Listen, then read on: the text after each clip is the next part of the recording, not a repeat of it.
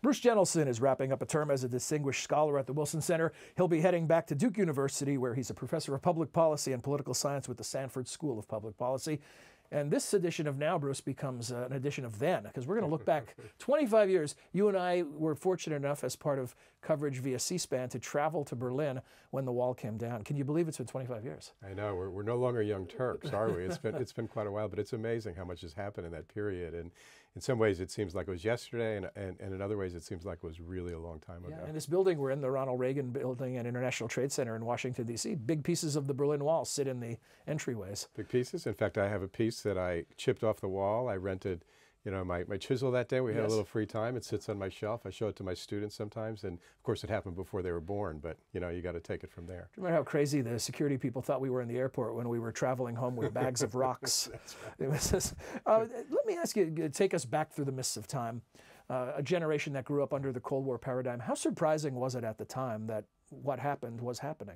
So it's really interesting. I remember when I was teaching courses on American foreign policy at the time out at the University of California at Davis, and around the mid-'80s, at the end of this big lecture, I'd say to students, okay, tell me what you think is going to happen in the world. And one student once stood up and said, well, Professor Jentleson, I think the Cold War is going to end without any violence. And I would say really brilliant things like, it's nice to be a naive young Californian. The other students chuckle. That's right.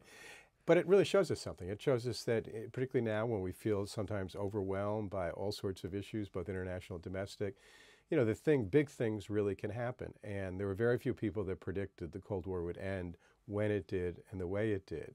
And it was really remarkable to live through it and to really try to put all that in perspective. What we saw on TV the night the wall came down, the people you and I talked to when we were there, 6 or 8 months later. It was just an amazing, amazing period. What are some of your most vivid memories of what you encountered when you traveled to Germany?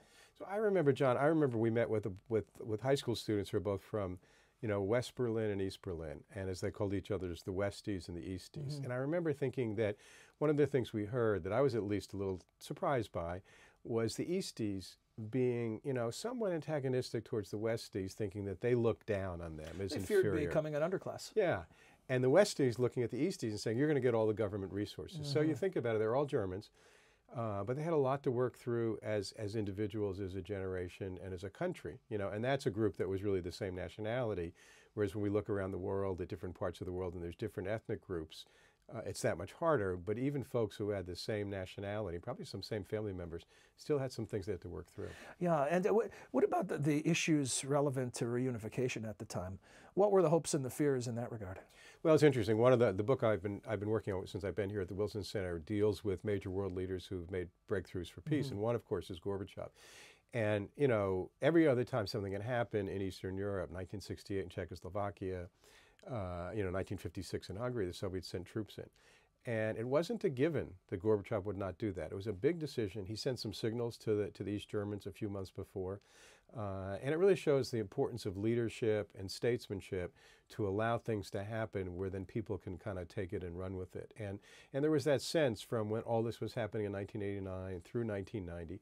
Germans had to work through a lot. They had to work through, moving the capital from Bonn to Berlin, how to create jobs and an economy in the eastern part that was behind, and how to develop a sense of unity where you now see Germany, very few people say, I'm from West Germany or East Germany. They may say the state they're from, but that's a very different kind of situation. And as you've dug deeper into this question about leadership and its role in an event like the end of the Soviet Union or the fall of the wall, a microcosm of that event, how much of it is the intention of the leader and how much of it is events start to cascade and you're holding on for dear life? It's a really good question, and people debate this a lot. How much is constraints on the one hand and conducive conditions on the other, and how much of it is choice? And no leader can make things happen in situations that are not at all conducive, right? It's never been true in history.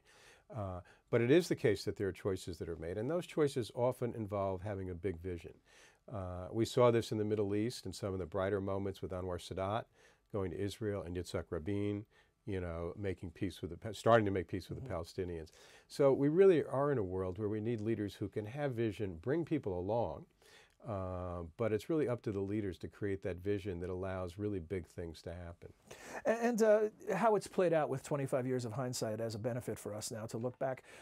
Pretty smooth transition overall? In Germany to a certain extent, but I think one of the things that many people believed right around then in this sort of euphoria of the moment was, what we found out is the Cold War did not mean the end of war, right? So a little bit after we were in Berlin, the ethnic cleansing started in the former Yugoslavia, and then Rwanda, and then a few years later, 2001, 9/11, and then the whole war in Iraq. And now we live in a world where the whole Middle East is in turmoil, where some of the issues that we thought were kind of over, at least in some ways in Europe, have been brought back by Putin.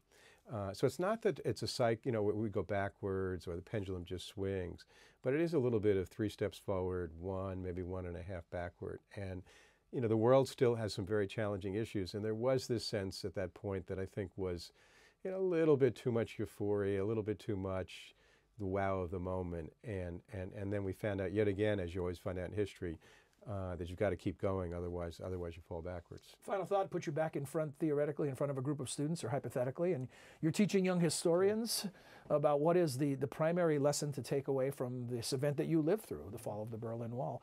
What is the instructive piece for historians? I think it's persistence. People were working on these issues for over 40 years, whether it was George Kennan on the American side, or NATO as a military force, or individual leaders that kept the flame of freedom and free thinking alive in East Germany, in Czechoslovakia, in Hungary. And many times, pundits will say, oh, there's nothing happening there. And then suddenly, those flowers that are below the surface come above. And so I think when there's a difficult problem out there, people have to do what they think is best for the future, for their families, for their kids, and the kind of future they really want to create, and just hang in there and keep doing it. Well, Bruce, you've aged well. You don't look much older, 25 years later. It was a pleasure then, a pleasure now. Thank you. Thank you. Good. Thanks for joining us. It's fun.